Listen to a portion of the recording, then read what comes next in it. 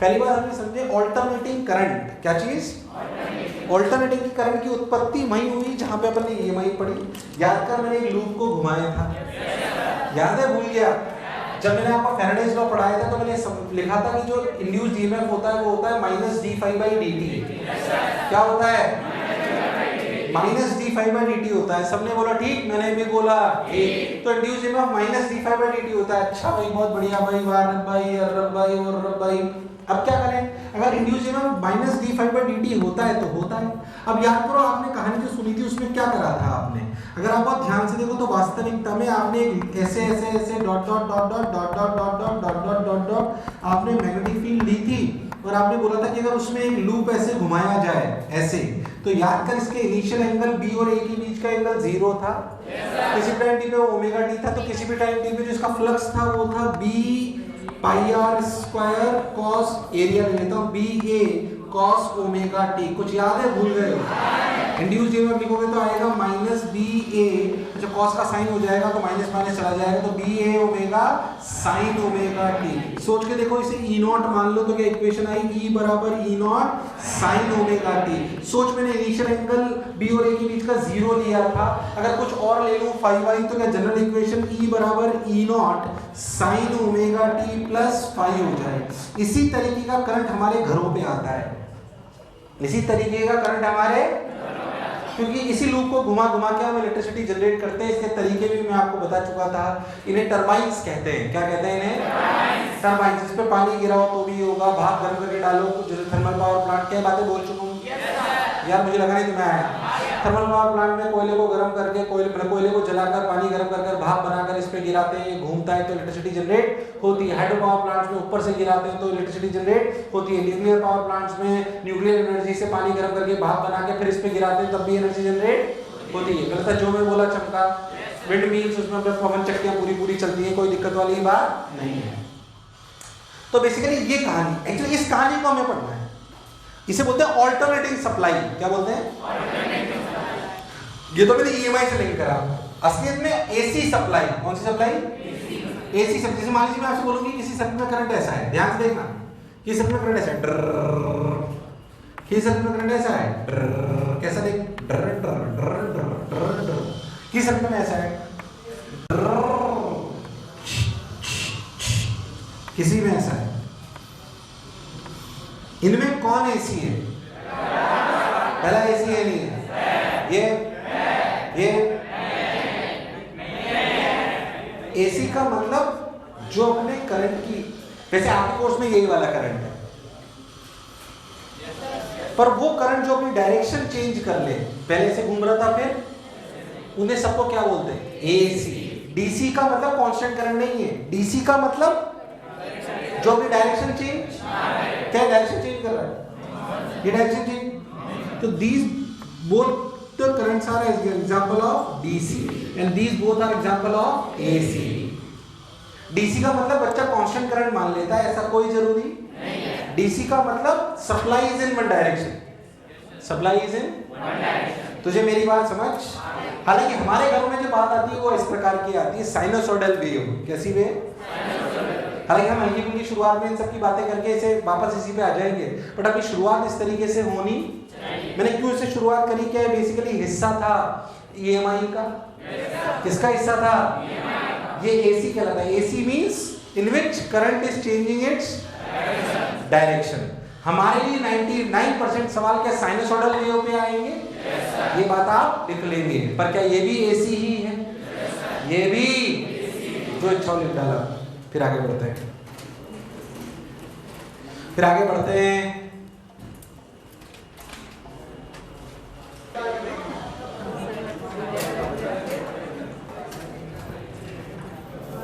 क्या कह रहा है? हैं? क्या करूं? धीरे धीरे कई लोगों पीछे बस उतार लिया तुम लोगों ने। तो एसी का मतलब जो अपनी डायरेक्शन चेंज कर लो, डीसी का मतलब जो अपनी डायरेक्शन चेंज। हमारे घरों में सप्लाई कैसी आती है? कैसी आती है? अच्छा, पहली बात ये समझ में आया, हमारे घर में सप्लाई आती है एसी। अच्छा, एसी को रिप्रेजेंट कैसे करते हैं सप्लाई को? समोसे। एक डीसी सप्लाई डिनोट करते हैं अपन डीसी सप्लाई को ऐसे, बोलो क्लियर। और एसी सप्लाई को ऐसे डिनोट करते हैं,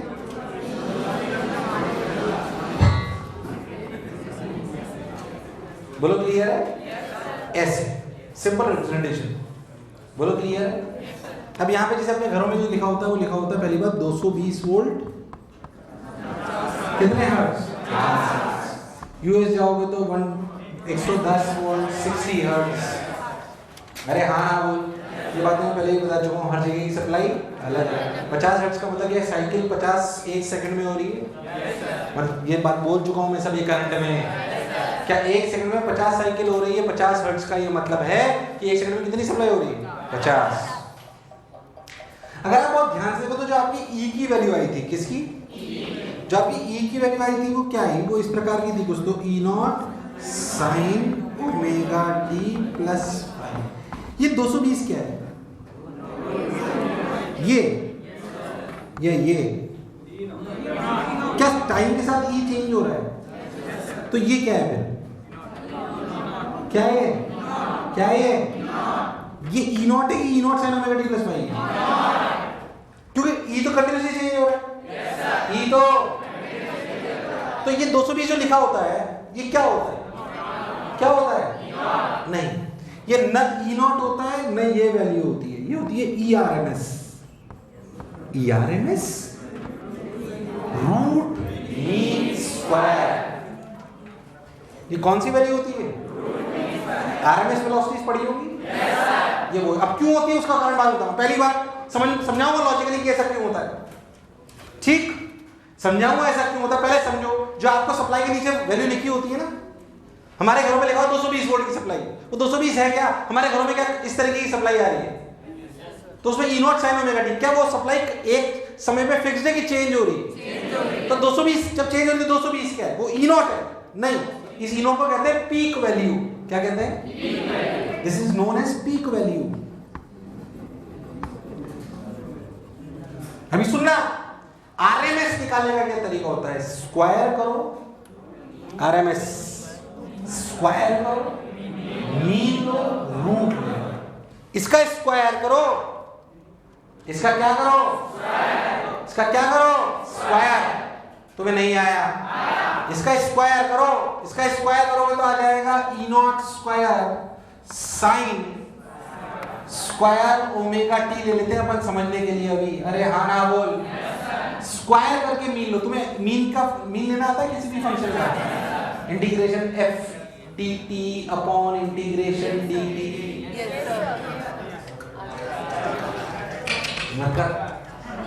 घूसा मार देना मैंने, किसी भी फंक्शन का एवरेज लेने का क्या मतलब बता दो, रुक जाओ पहले इस पे आने से पहले, रुक जाएगा, root mean square, root square करके मीन लेके क्या लो, रूट। पहले आप मीन लेना समझो, कोई आपसे पूछे कि व्हाट इज आई एवरेज, मान लीजिए मैं तेरे को बोलूं, ध्यान सुनना, कोई आपसे बोले कि आपको I as a function of time T पता है, क्या पता है, आपको बताना है आई एवरेज, तो आप क्या करते हो, आई एवरेज का मतलब total charge flown upon total time, बेकार response, total charge flown upon, समझना जो तूने आज तक करा है, total charge flown is integral I D T, what is charge flown, integral, यार तुम्हें नहीं आया, upon total time integral D T. कोई भी फंक्शन हो टाइम का, और बताता हूं, आपको चाहिए एवरेज पावर, क्या चाहिए, एवरेज पावर। अब सोच, पावर एवरेज का मतलब total energy phloem upon total time, total energy phloem का मतलब integral P D T, integral, तो क्या integral P D T upon integral D T, क्या इन दोनों से फील आई, तो कोई भी फंक्शन टाइम का हो, अगर उसका एवरेज निकालना हो टाइम के रेस्पेक्ट में, तो क्या लिखना चाहिए? Integration F T D T upon integration D T. तुम्हें मेरी बात समझ? अरे आई कि नहीं आई? आई कि नहीं आई? अरे सोच लो, कोई बुराई? अरे गारंटी? ठीक भाई साहब, एसी या अपन ने एसी बोला, ऐसे बोला, अब सोच मुझे करना क्या है इसमें? तुम्हें वो बात समझ नहीं आई यार? आई कि नहीं आई? ये मैथमेटिकल सवाल पूछाते हैं तो मैं शक्ल देख के मुझे लगा मैं मैथमेटिकल सवाल ऐसे कराऊंगा, अभी परेशान मत हो। पहले अपन वापस यहीं आते हैं। ये जो हमारे घरों में सप्लाई आती है ना, इंडियन सिस्टम है। कौन सा सिस्टम है? इंडियन सिस्टम है। अब समझना तो अच्छे से। 220 क्या होता है? ERMS। RMS मतलब स्क्वायर करो। क्या करो? स्क्वायर का मीन लो। स्क्वायर कितना हो पहले बताओ? ये ई स्क्वायर। हमें से ई स्क्वायर का एवरेज निकालना है। किसका एवरेज निकालना है? किसका एवरेज निकालना है? मुझे लगेगा तुम्हें आया। ई स्क्वायर का एवरेज निकालना है। अच्छा सोच के देख, ये जो ग्राफ है बेसिकली इसी की तो एवरेज की बात हो रही है। अगर आप इसके एवरेज की बात करो तो सोच के देख,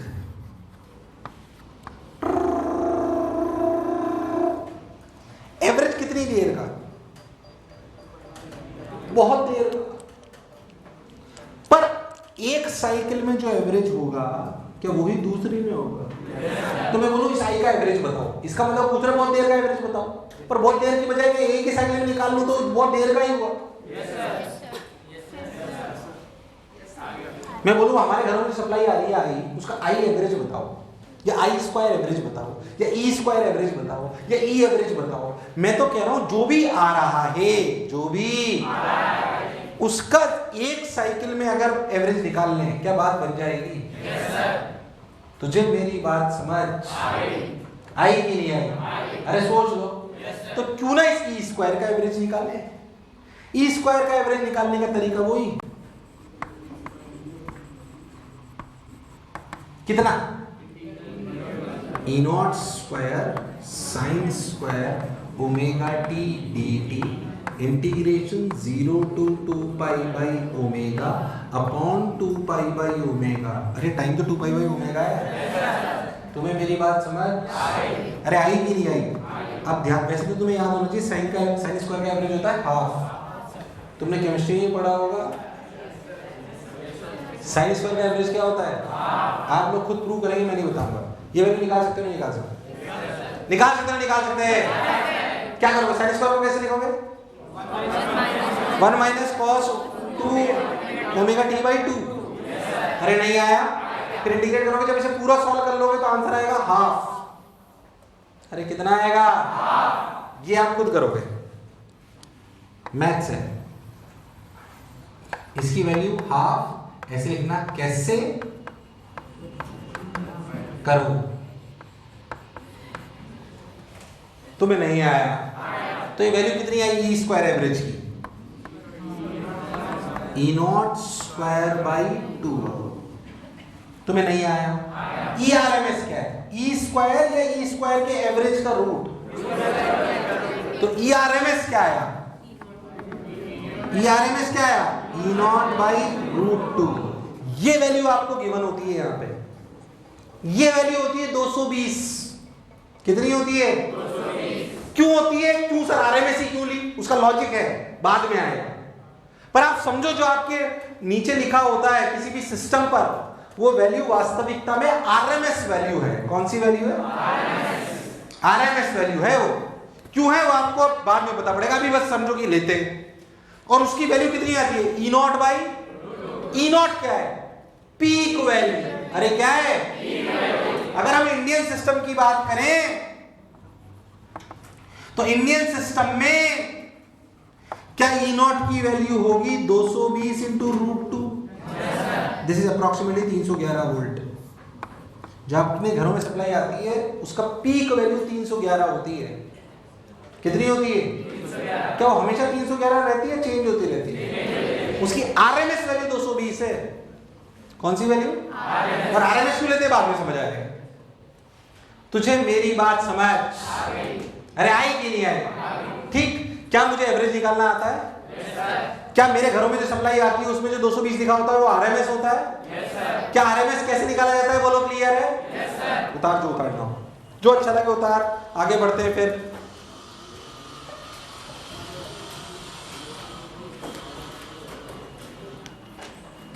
मैं आपको थोड़ी सी बातें और बता देता हूँ और आगे से चलने से पहले। अरे यार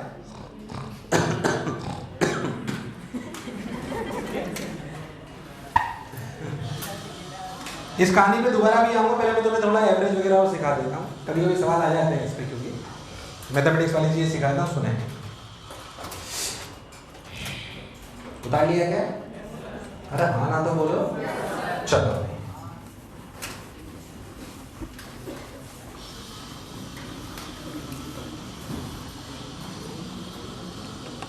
जैसे मान लो मैं आपसे बोलूँ, लॉजिकली बोलना,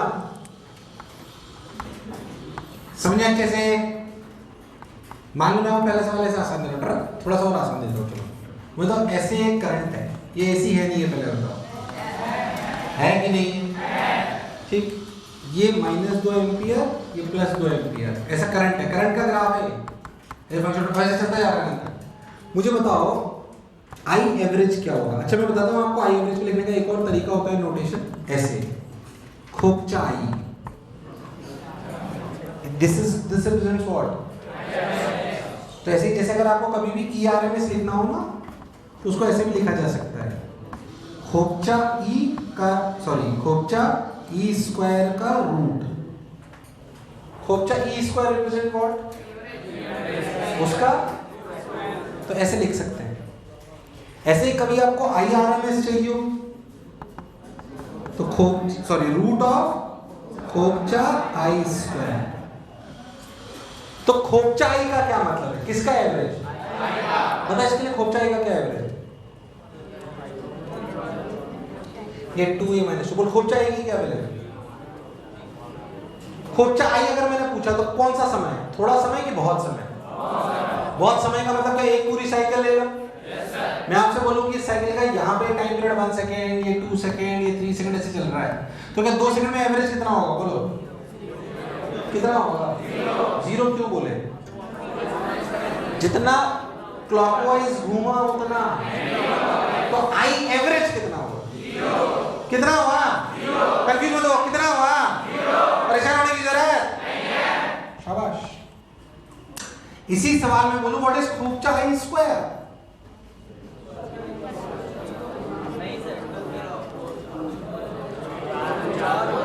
सब लोग बोलेंगे what is I square average?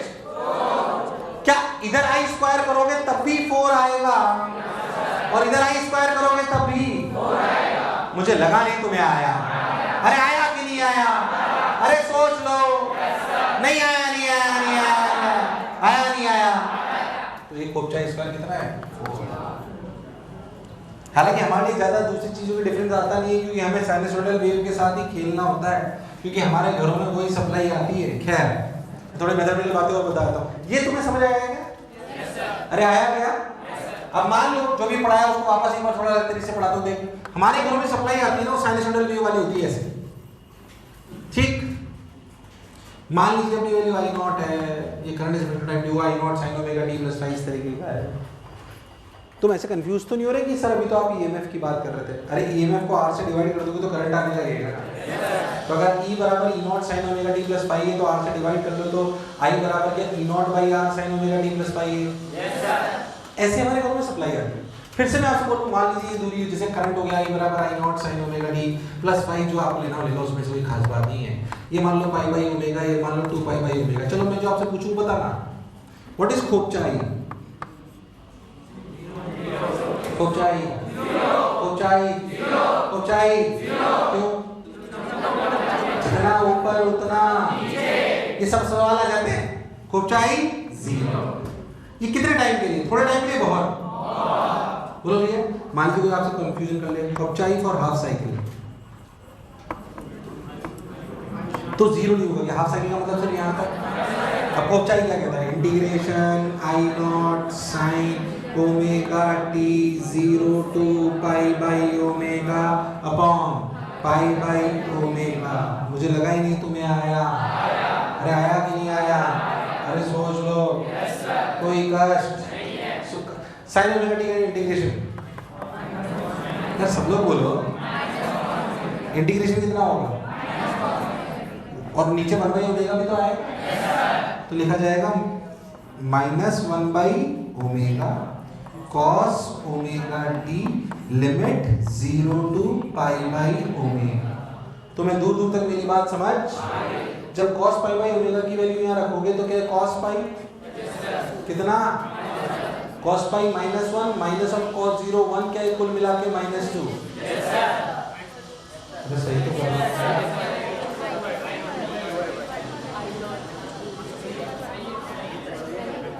अरे मैं सब सही तो कर रहा हूँ यार, हैं कहाँ,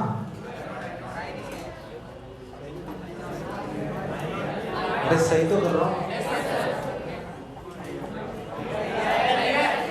तो सही तो कर रहा हूँ। I not sine omega T, तो यहाँ पर क्या I not sine omega T omega by pi minus cos omega T by pi by omega की वैल्यू कितनी है, कितनी आई, और यहाँ पे एक चीज में कुछ मिस करोगे, आई नॉट, बोलो क्लियर, ओमेगा ने ओमेगा को मार दिया, -2 है ये, कितना है -2, माइनस से माइनस आंसर कितना है 2 आई नॉट बाई पाई। तो अगर हाफ साइकिल हो, क्या चीज, हाफ साइकिल, क्योंकि स्टैंडर्ड है थोड़े से अपने काम में आते हैं, तो ऐसे इसको लिख दिया गया 2 आई नॉट बाई पाई। तुम्हें मेरी बात समझ आई कि नहीं आई? क्या तो अपने में आई आता है या फिर अपने में ई आता है, ई भी तो ऐसा ही होता है, अगर ऐसा फंक्शन ले लें, अभी अपन इसी की बात कर रहे थे, ई बराबर E not sine omega T, अरे क्या फर्क पड़ने वाला है, खोपचा ई अगर पूछ ले तो 0 है, खोपचा ई फॉर हाफ साइकिल पूछ ले तो क्या फिर से आ जाएगा 2 ई नॉट बाई पाई। अरे कभी तो हाँ ना बोलो, अरे वही तो एक्सप्रेशन सही है, ए रुक तो जाओ, भी सिक्के चलना चाहिए, हमारे घर में सब ऐसे पढ़ लेना चाहिए वैसे। ऐसे ही अगर अभी भी आपने निकाला what is the value of E R M S, अरे अभी भी निकाला ई नॉट बाई, ऐसे अगर इस एक्सप्रेशन में आई आर एम एस पूछ लूं तो, अरे क्या पूछ लूं, आई आर एम एस, तो आई आर एम एस के लिए क्या हुई, रूट ऑफ खोपचा I square that is equal to क्या, ई नॉट बाई रूट 2। कोई आपसे आई एवरेज पूछे फुल साइकिल 0, कोई आपसे पूछे आधी cycle 2 I not by pi, कोई आपसे पूछ ले I R M S I not by root 2, क्या I not is the peak value, I not is the, क्या सेम कहानी we will repeat for E, same कहानी वी कैन रिपीट फॉर ई। और मैं तो कह रहा हूं इनके अलावा भी कोई ग्राफ से पूछ ले, मुझे निकालना आना नहीं आया, आया कि नहीं आया, अरे सोच लो, अरे गारंटीड, ये मैथमेटिकल सवाल है, कैसे सवाल है,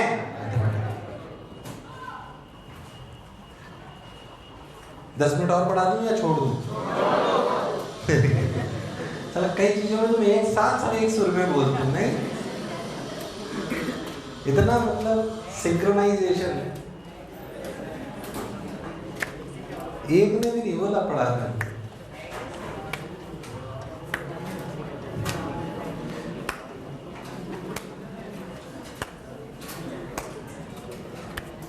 चलो भाई,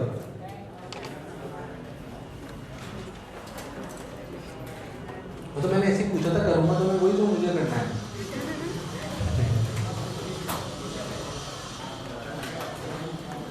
चलो ठीक है,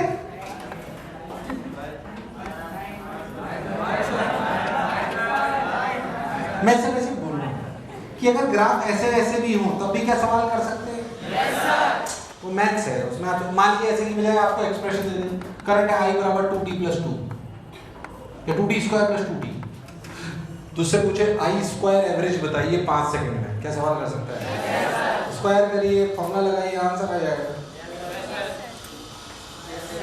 अब एक करंट दे दूं और बोलूं बताइए आई स्क्वायर एवरेज, क्या बताइए, 5 सेकंड के लिए, क्या बता सकते हो?